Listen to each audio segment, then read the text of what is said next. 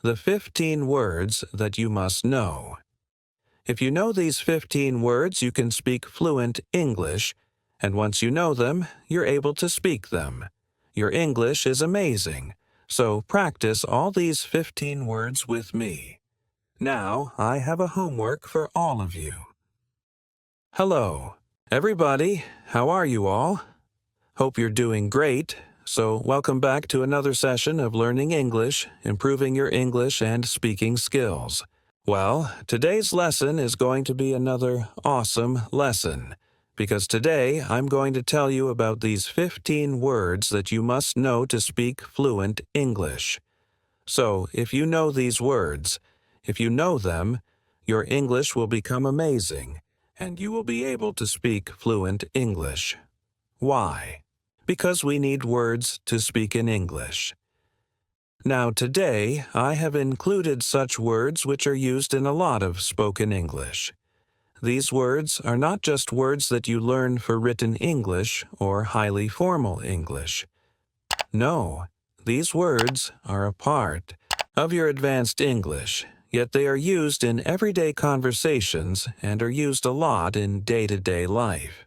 So these words will make you speak fluent English. Are you all ready for this? And before beginning, please subscribe to the channel so that you can get all the lessons that I post for you on this channel. Please like the video and share it with your friends too. Okay, now coming back to today's lesson, let's get started with these awesome 15 words. 15 essential words that you must know. And if you know them, your English will become amazing, and you will speak fluent English. So let us begin with all the 15 words. Let's get started. Word number 1, listen carefully everybody. It's rosy. Now you must think rosy is a very easy word. That's kind of the name of a color, the pinkish shade, pinkish hue. Well, that's true, that is true. But do you know rosy has another meaning? Let me tell you with a sentence because we are going to learn everything with context. The purpose of today's lesson is to learn this vocabulary with context, because only then you'll be able to speak it. The sentence is, the prospect to sign this deal seems rosy. That means if a situation is rosy, if something is rosy, it means it's indicating success or happiness, something that is going to be hopeful in a positive way. So a rosy situation means a successful situation, a situation that will bring success, happiness full of promises, a promising situation. Rosy is a very positive word, and it is used to describe a positive situation. So if a situation is positive, you say that's a rosy situation, or you can also say that you felt rosy, right? You can also describe it as a feeling, but most of the time this is described as a situation. For example, another example sentence could be, the financial condition of the company is rosy. We got a rosy opportunity to go and watch the match.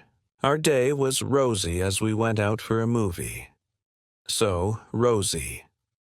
Okay, so now it's your turn. You have to make sentences on your own. Till then, let's move on to the next word. Now, word number 2. Listen carefully.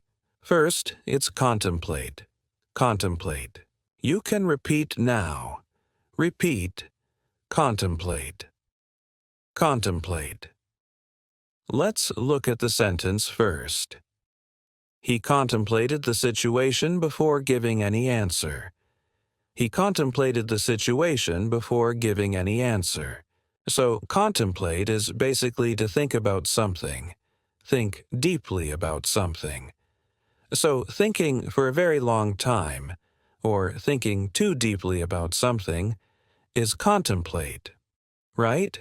People often contemplate before taking a decision, and people contemplate when they are analyzing a situation.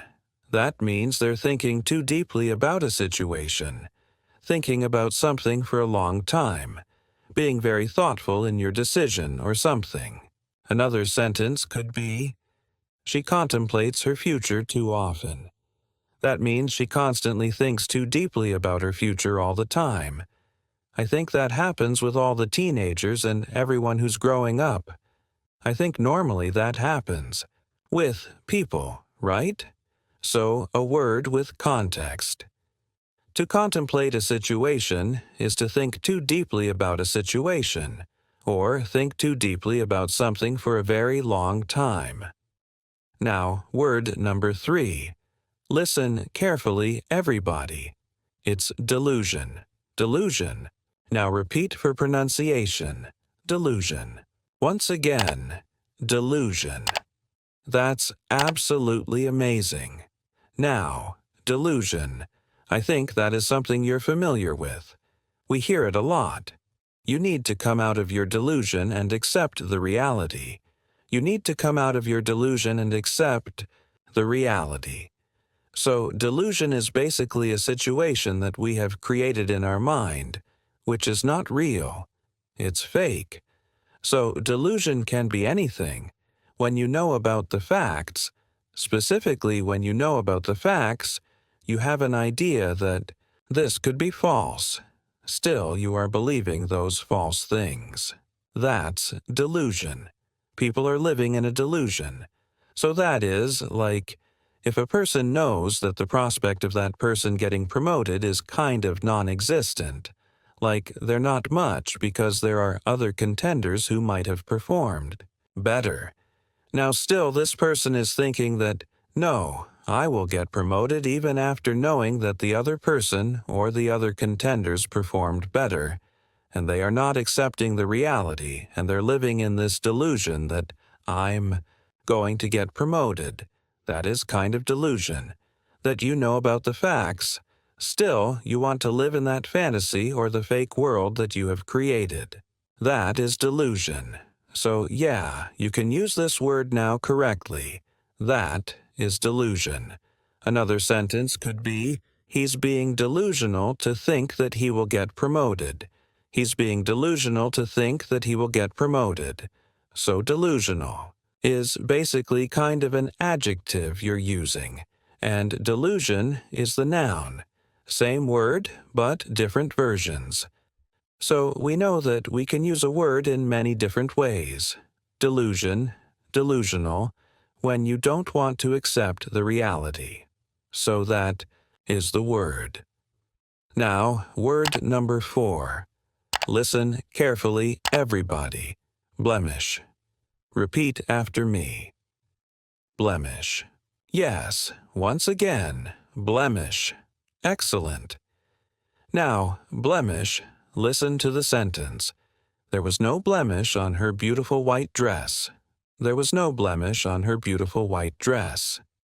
Now, blemish on a white dress means a mark or a spot. So, blemish is basically to spoil an appearance by a spot or a mark that spoils the appearance of something. So, blemish can be the spot of ink on the white dress. It can be the spot of something that you eat, or it might have fallen down. So there was no blemish on her beautiful white dress means it was not spoiled, without any mark, without any spot. So, blemish is like a spot in the appearance. Blemish is also used for situations. For example, a particular situation is spoiled by a particular action. You can say it's blemished. That means everything was so good, everything was going so well, then something happened, and that was a blemish in the whole event or the whole situation. For example, everything is going good. You might be taking a decision for a project, and suddenly one of the team members who is performing really well and giving ideas is changed and replaced by somebody else. So you still have the project. Everything is doing well, but because that one person was replaced, you were not able to meet the deadline because that person took a little bit of time to get adjusted to this particular project. That means the changing of the team member was a blemish as the team missed the due date for the project. So that is how you're forming the sentences for the word blemish. It's a word that you can use anytime you want to refer to a situation. Or, yeah, if you want to talk about the appearance, the clothes, yeah, use the word blemish. Word number 5. Listen carefully, everybody. And that is fiasco. Fiasco. Now, fiasco. This word is kind of popular these days when you speak English. You'll hear it a lot in spoken English. Repeat after me. Fiasco. Fiasco. Okay, what is the meaning of fiasco? Let's listen to the sentence first. The whole meeting ended up in a fiasco. The whole meeting ended up in a fiasco. So, fiasco is basically a kind of disaster. Not a natural disaster, obviously, but a disaster means kind of a very bad situation, something that is ending up in a bad situation or not as expected. You can say it's kind of a mess, when you want to say that this situation is such a mess that you're not able to understand what is happening or what happened. And it's a complete failure, as you can see. So the whole meeting ended up in a fiasco. Maybe because people were not able to take a decision. There were so many conflicting ideas that the meeting ended up in an argument, and, yeah, no result. That means it's a fiasco, right? A complete failure, a disaster of a situation. So it's used a lot in business English. It's used a lot to describe a situation, anything that is happening. And, yeah, if you want to describe it, use the word fiasco. Fiasco is always used in reference to a situation, a particular situation, a particular happening. Another example could be, the party turned into a fiasco because two people started arguing. The party turned into a fiasco because two people started arguing. So, fiasco is like, yeah, everything was going great, and then suddenly everything went downhill. Everything was a mess. So, fiasco. Next word, word number 6. Listen carefully, everybody. It's an easy word. Root. Root. Now, root is very easy. It's simple. Root is basically the base of any plant, right? The long roots that go inside the land, the soil, and that helps a plant grow. Yeah, that is the meaning of root. But root has another meaning in conversational English. Root also means the cause of something, specifically the cause of any problematic situation, the cause of any problem, why something is happening. And there is also a particular phrase known as root cause. So, root is basically when you want to find out what has actually led to a particular situation, the beginning of something, where everything began from. What was the cause, the reason? That is root. For example, we need to find the root cause of the delay immediately. Let's organize a meeting to discuss the root of this particular issue. So, root of the issue means the cause of the issue. What is basically causing this particular issue? Root cause is a phrase that we use a lot, and root means the base or the cause of a particular issue, situation, or problem. Word number 7. Listen carefully, everybody. It's exaggerate. Exaggerate. Now repeat after me. Exaggerate. Exaggerate. Remember, there is a double G in the spelling, but we do not say G, right? Exaggerate. Exaggerate. Excellent. Now, what is exaggerate? Do not exaggerate the situation by adding unnecessary details. Do not exaggerate the situation by adding unnecessary details. So, exaggerate is basically to make it seem larger than reality, kind of magnify the thing. For example, you bought something and you're going to exaggerate the price of that particular thing. I bought it for this and that. I bought it from here and that. So that is kind of exaggerating the thing. You get to attend an event, and you tell details about it that were not true, and you're exaggerating. That means you're adding something which is more than what the event was. That means you're exaggerating. You're making it seem larger than the reality. In reality, what it was. For example, a very basic example could be that you stayed in a 3-star hotel on your vacation, and you made it sound like a 5-star hotel, or you're telling everybody that you stayed in a 5-star hotel. It's like exaggerating the thing, kind of exaggerating things. So the basic example could be that exaggerate is to just add on details and make things so magnificent.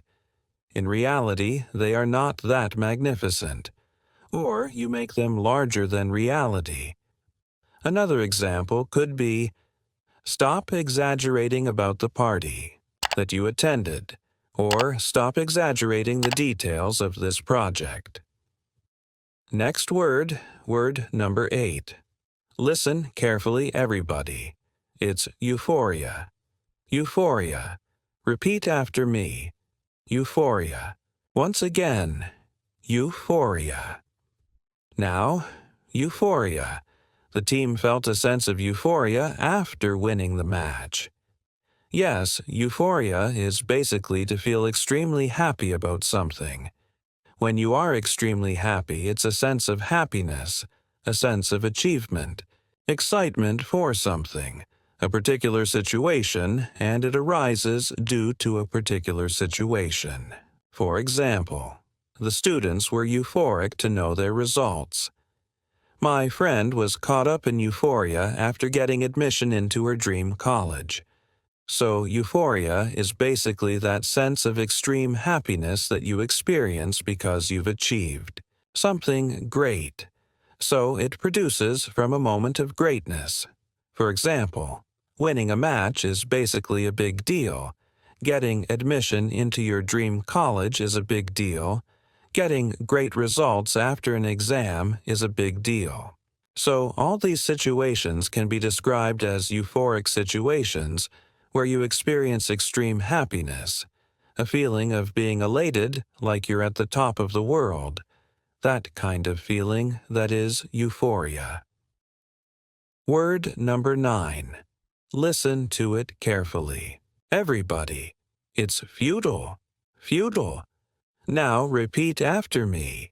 Feudal. Feudal. Feudal. All her efforts to make the project were futile as it rained heavily the next day. So all her efforts to make a great science project were futile because it rained heavily the next day. Futile means useless. Futile means that whatever you have done, it's useless. Not of any use, kind of went in vain where everything was useless, not purposeful. So futile. Your efforts for this project will become futile if you do not add more members to your team. That means useless. If you don't submit this assignment on the deadline, your assignment will become futile. So the assignment is going to be futile because the teacher might not accept the assignment after the due date, after the end date, and hence the assignment is futile. No use of the assignment after that. So futile is something that has become useless, or a situation that is useless, efforts that are useless. Sentence number 10. Listen carefully, everybody. It's inevitable. Inevitable. Repeat after me. Inevitable. The inevitable appointment of the new CEO was an inevitable decision. The appointment of the new CEO was an inevitable decision. Inevitable means something that you cannot avoid at any cost, that is bound to happen. Some things in life are inevitable. Some things in life are bound to happen. You have no control over them. They will happen. They're inevitable. So inevitable is something that you cannot stop from happening. It is bound to happen.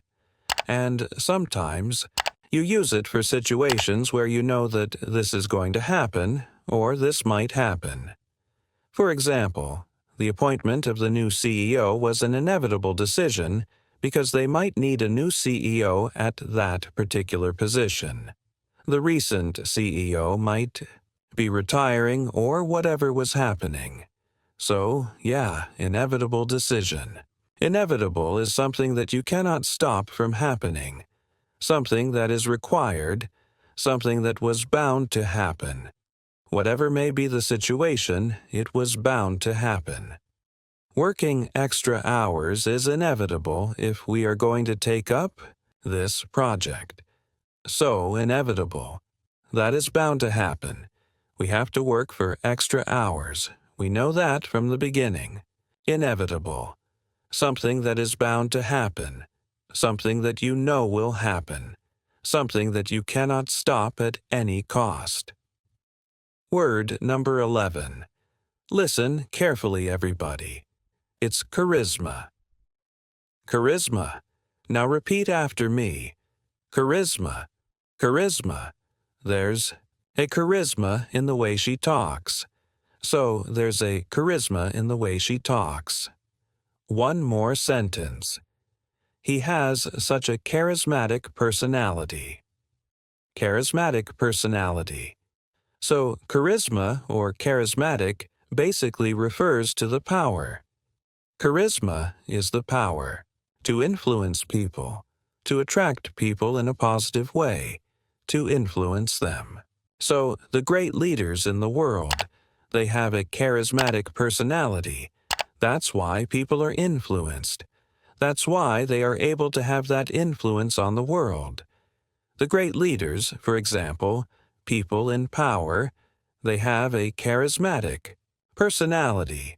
They have a charisma. When someone talks and you want to listen to them because they have charisma in their personality, their voice is charismatic. Their voice can be charismatic. So charisma is basically the power to influence people in a very positive manner and to attract people in a very positive manner. For example, if I want to say a charismatic personality, like I told you about the leaders, the great leaders in the world, all the leaders in the world and all the people who establish big businesses, like we know around the world, people have done that. The founders and all that. They have that personality. They have something in them. That's why. They were able to create such a big thing. So, charisma, charismatic personality. Word number 12. Listen carefully, everybody. It's lure. Lure. Now repeat after me. Lure. L-U-R-E. Now, lure. She was lured into accepting the job due to a high salary package. So, lure is to attract somebody to do something by offering something to that person. It's like you are making somebody compelled to do something by offering them something in return. You're luring them into something, okay? And often, it is also used to say that something has been done, like luring them to do something. For example, if you want something, for example, maybe your friend has a good assignment and you lure your friend to help you with the assignment. So that is something that you can say.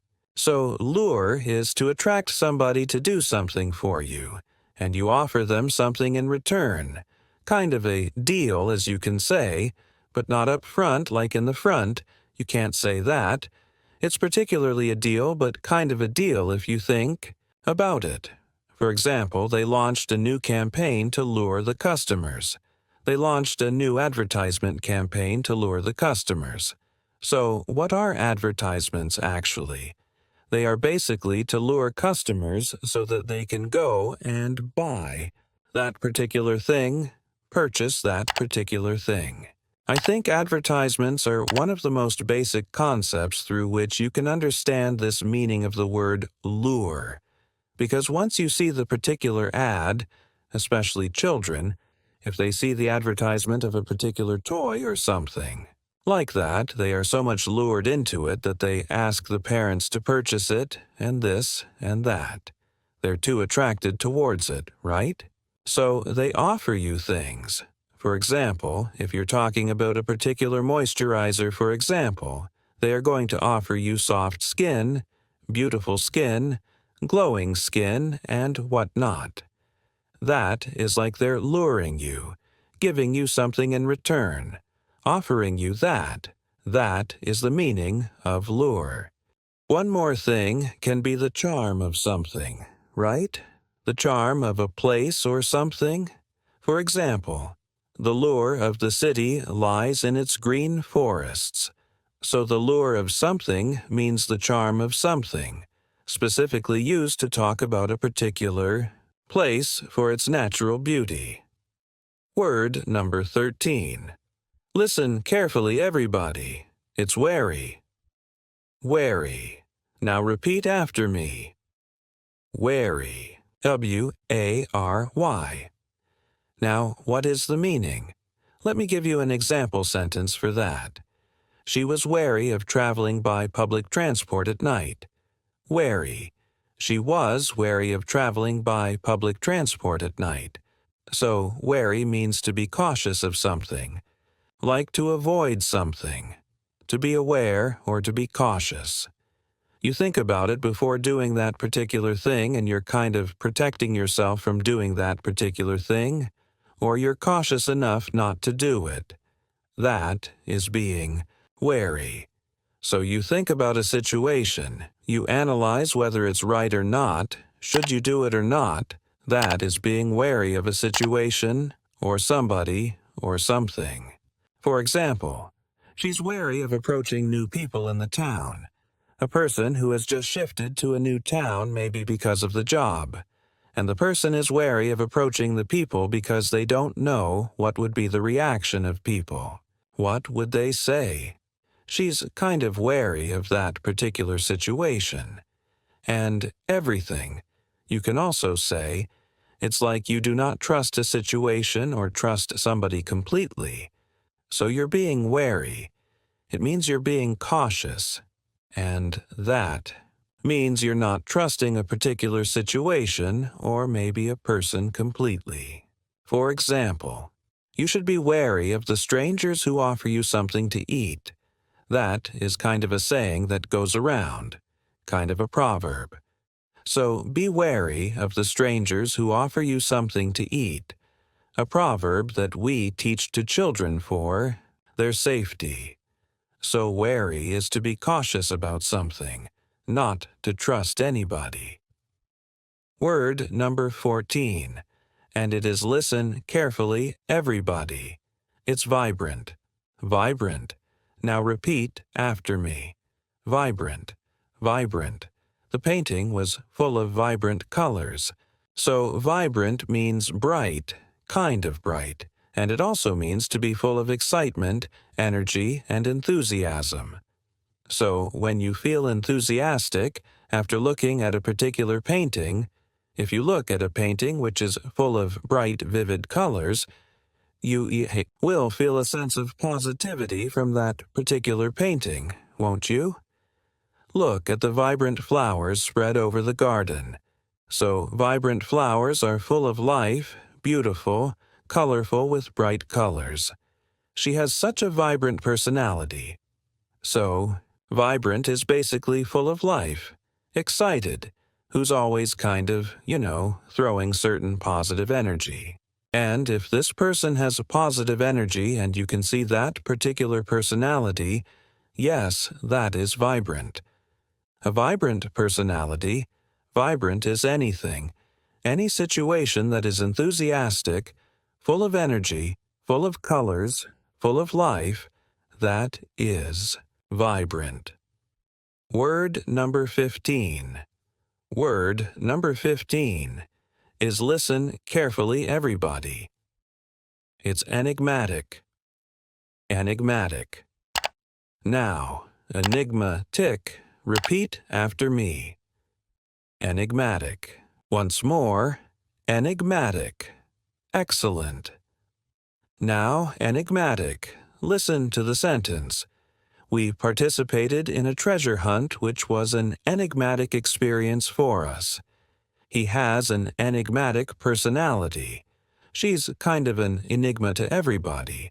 So, enigmatic is something that is mysterious, something that has that aura of mystery to it, that person. For example, introverts who have great personalities are considered enigmatic, or enigma, because they keep to themselves, yet they have a great personality.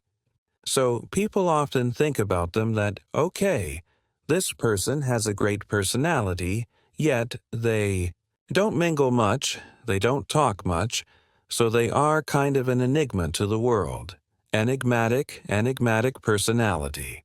Something that is kind of mysterious, has an aura of mystery to it.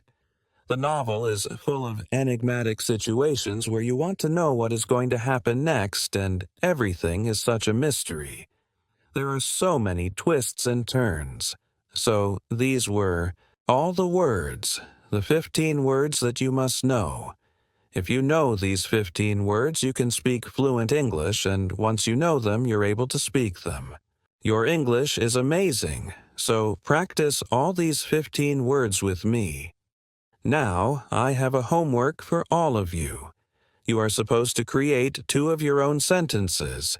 Make 2 sentences from each word that we have discussed today in this video. That is your homework, because in this manner, everything that we have discussed today, learned today, is going to be more solidified in your mind, and you're going to speak the words in a better way. So, create your own sentences. Keep practicing. Keep learning. This was it for today. That was the lesson. The 15 words that you must know to speak fluent English. And I'm going to meet you again with a new lesson. Till then, everybody, take care and keep practicing.